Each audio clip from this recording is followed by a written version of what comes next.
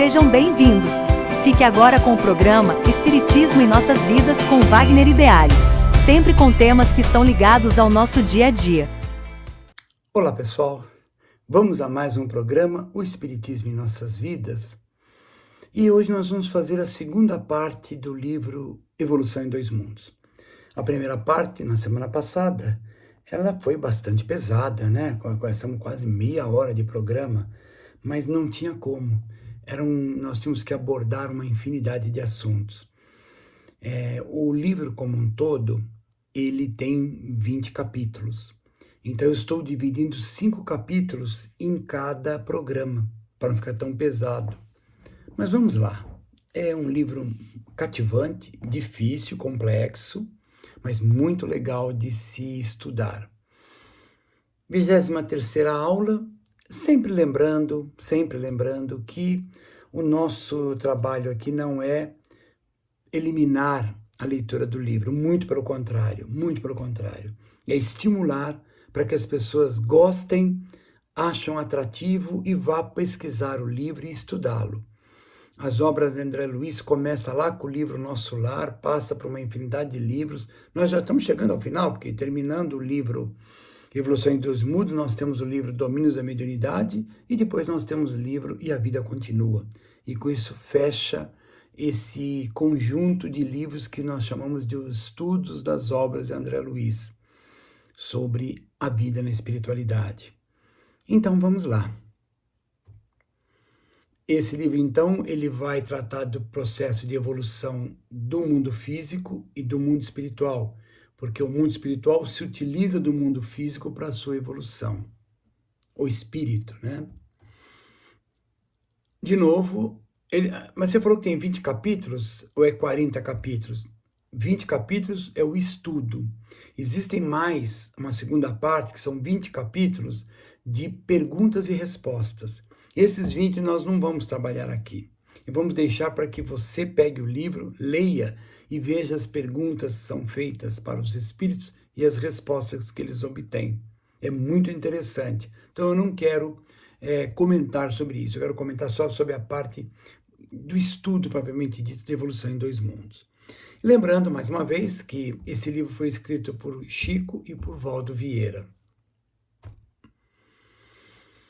A introdução, como eu falei no primeiro livro, a introdução é do próprio André Luiz e ele trata uma frase no finalzinho que é muito importante. Ele fala assim: se não sentes o frio da noite sobre o revolto mar das provações humanas, entorpecido pela ilusão que te faz escarnecer a própria verdade, nossas lembranças em suas mãos traz errado endereço.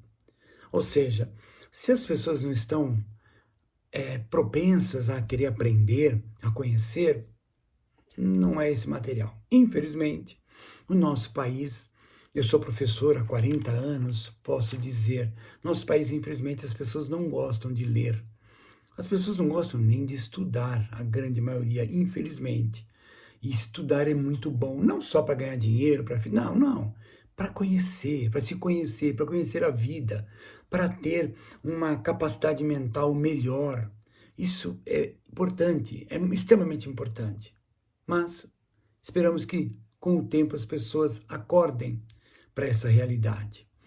O capítulo 6 vai falar sobre evolução e sexo. O aparecimento do sexo. A simplicidade do título leva-nos a pensar que a sexualidade é apenas mais um fator em nossas vidas. Na verdade, a sexualidade é sobre o qual se fundamenta a evolução de cada indivíduo. Freud falou muito de sexualidade. Sexualidade não é pecado. Sexo não é coisa feia. Ele, feito com responsabilidade, ele é divino.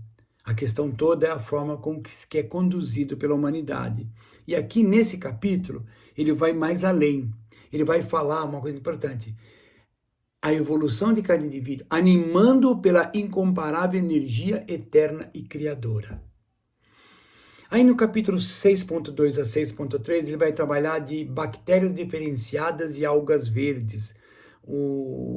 A ciência estudou muito isso, e ele vai tratar isso aqui, nesse capítulo, com um aspecto um pouco espiritual em cima desse processo de evolução das bactérias, da diferenciação que essas bactérias vão tomando sob o controle de mentes superiores.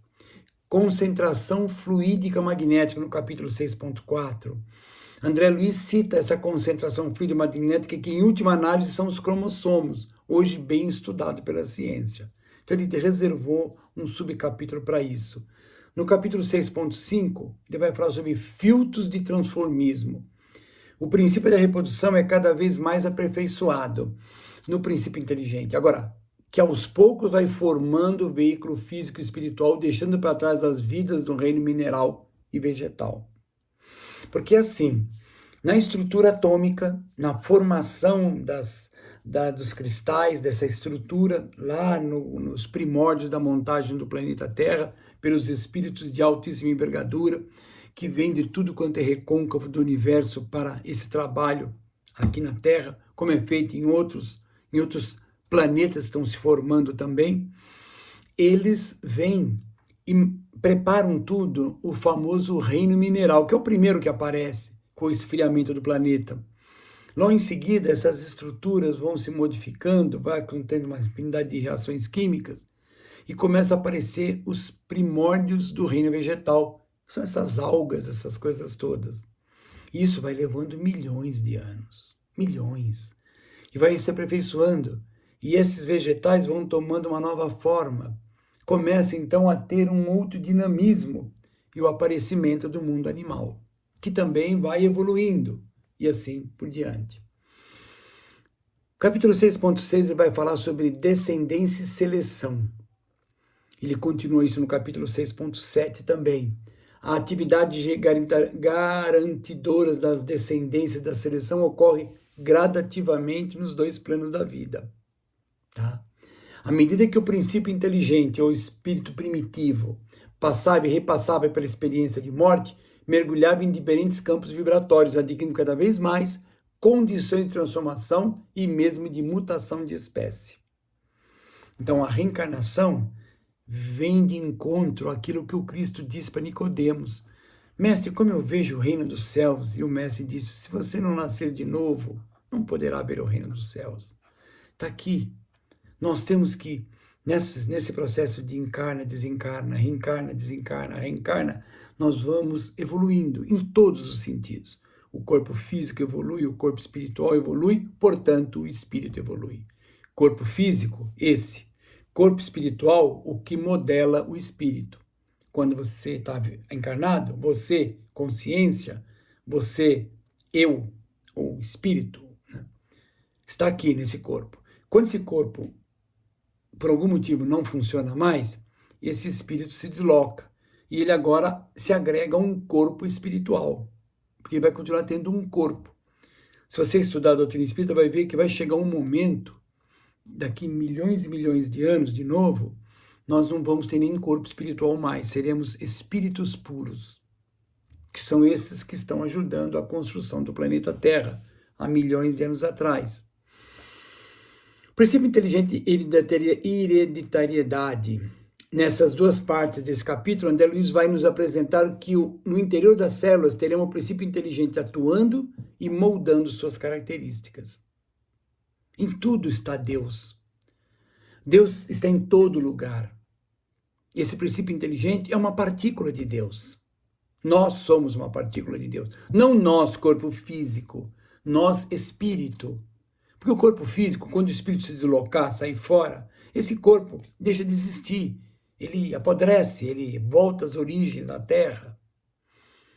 No capítulo 7.3, arquivos de reflexão condicionados, o princípio inteligente vai vencendo séculos e milênios, estagia por muito tempo no reino vegetal, evolui e passa a habitar o reino animal e também permanece por milhões de anos. Nesse reino, recebe o sistema nervoso, entre os sistemas complexos, assim inaugurando a ação dos reflexos condicionados, de incalculável valia para o futuro.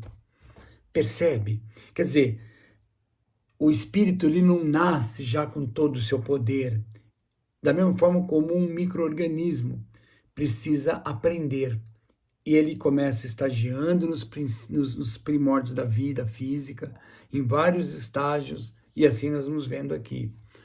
Construção do destino, o princípio inteligente, sob supervisão de entidades celestiais, olha outro termo que ele usa, entidades celestiais. São espíritos que estão numa envergadura de Cristo para cima. Então, para mim, o ponto mais alto da evolução para mim é o Cristo. Mas a gente tem consciência que esse processo continua. Continua até quando? Não sabemos. O que sabemos é que isso é infinito. Pois disse Jesus, quando Pedro falou, mestre, tu és perfeito, ele disse, eu não, perfeito é meu Pai que está no céu. Ou seja, entre Jesus e Deus existe muito ainda a caminhar. Entre nós e Jesus, muito mais ainda. Então o processo de evolução ele é constante, ele é eterno, pelo menos é o que nós entendemos no presente momento. Hereditariedade. No passado, semeadores divinos guiaram o princípio inteligente nos seus primeiros passos. Já no reino nominal, agora, como espíritos e ser humano, essa tarefa agora é do próprio espírito, que ele fala do próprio PI, do próprio princípio inteligente. A geometria terrena trata das formas, podemos chamar de geometria transcendente à lei de causa e efeito, que demonstra a justiça divina. Olha que comparação bonita. No capítulo 8, ele vai falar sobre evolução e metabolismo. Tá vendo? Nós começamos lá no básico e está subindo, a coisa está ficando mais complexa. Nós vamos ficando mais complexos. No capítulo 8 vai falar sobre suprimento da vida. A espiritualidade promove tudo para que seja mantida a vida. Elementos básicos para a formação da vida, vegetais, animais e homens. A espiritualidade está presente. Nós não estamos ao acaso, as coisas não estão jogadas, como muitos cientistas assim acreditam. No capítulo 8.2 a 8.4, gira em torno das fases progressivas do metabolismo. Fenômeno complexo que transforma matéria em energia por célula ou organismo durante os processos de formação ou degradação orgânica. Né? Então, nós nos alimentamos, esses alimentos são digeridos, cria-se estruturas para gerar energia, para que você possa movimentar o braço, para que você possa se movimentar e fazer as coisas acontecerem no corpo. Isso é a matéria transformada em energia. É algo simplesmente fantástico. Do capítulo 8.5 ao capítulo 8.7, acúmulo de energia espiritual é o nome. Os mitocôndrios são reservatório de energia espiritual em forma de grânulos e estão em grande quantidade no interior das células. Sono, paixões artísticas, êxtase religioso, mediunidade, eis os estados especiais do mundo orgânico, regido por circuitos celulares. Ou seja, tudo no nosso corpo tem um contexto de células, ou seja, de uma estrutura orgânica complexa.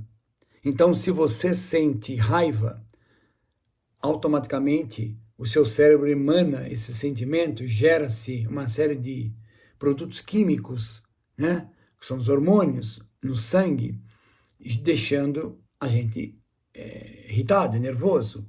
A mesma coisa para o amor, a mesma coisa para a paixão, para a compaixão, para todos os sentimentos, são reações químicas que acontecem no corpo que vai refletir nas células.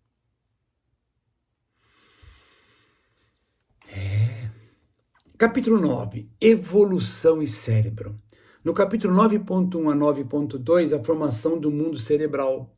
Os espíritos siderais, olha, agora ele já usa o nome espíritos siderais, interessante isso, né? Sob delegação de Deus, e sempre Deus está por trás de tudo. Encarregado de promover a vida na Terra, ao longo dos milênios, proporciona ao princípio inteligente a capacidade de manifestar-se. A construção cerebral obedece às sucessivas etapas de progresso, né? Com estágios precedentes nos invertebrados e a seguir nos vertebrados.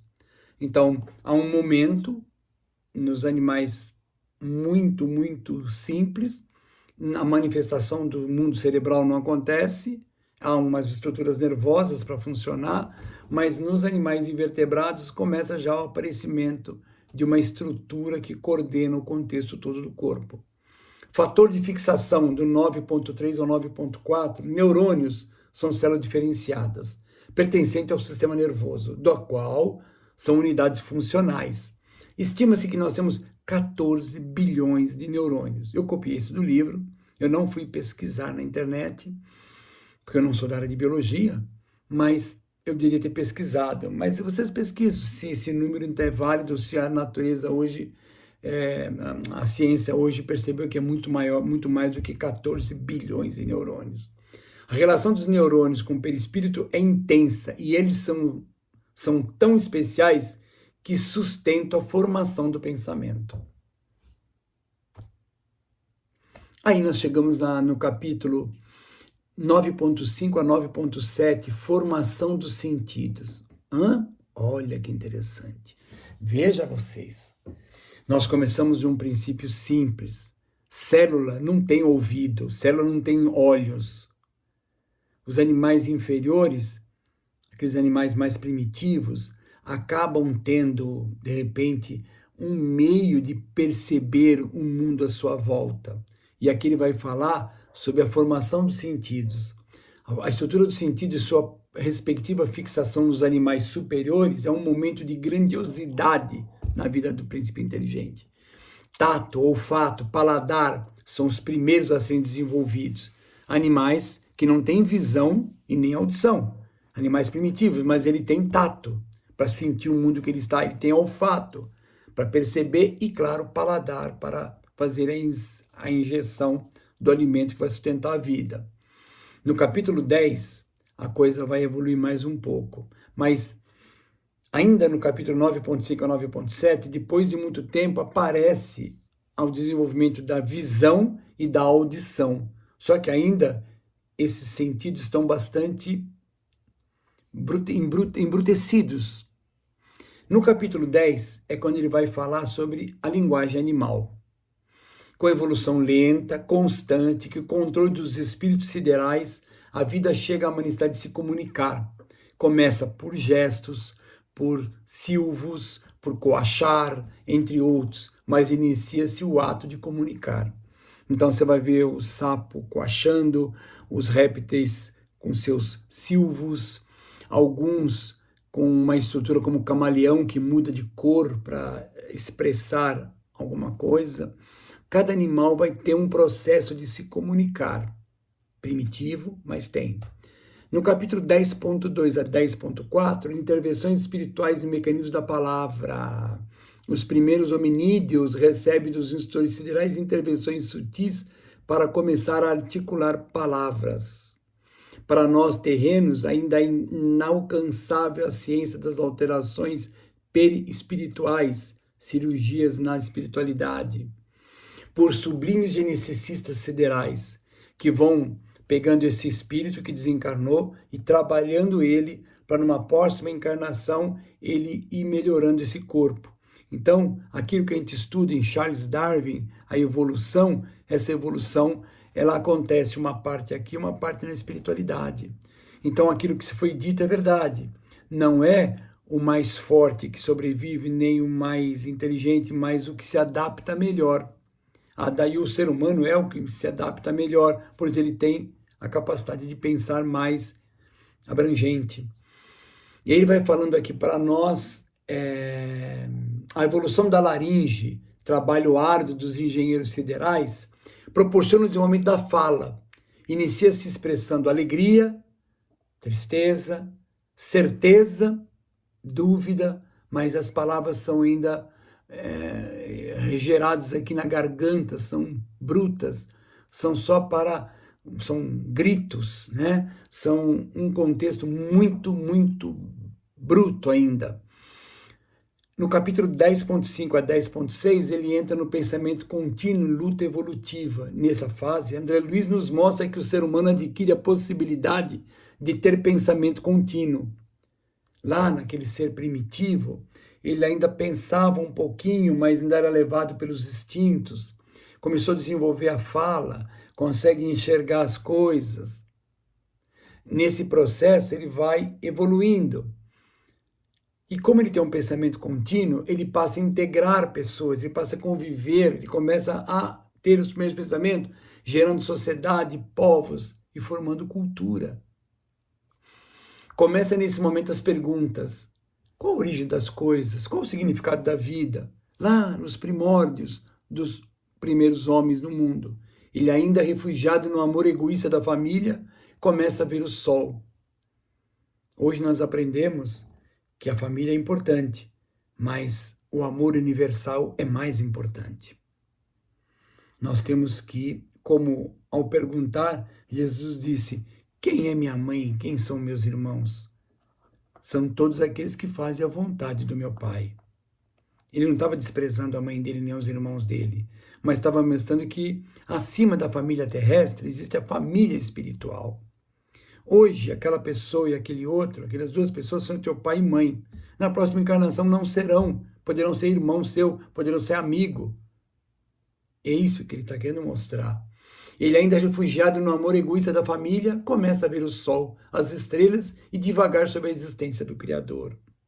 Nascimento e responsabilidade é o capítulo 10.7, que termina nosso segundo encontro aqui. Nascendo a ideia de Deus, surgem as religiões. As perguntas prenunciam a filosofia, seguindo das experimentações da ciência primitiva.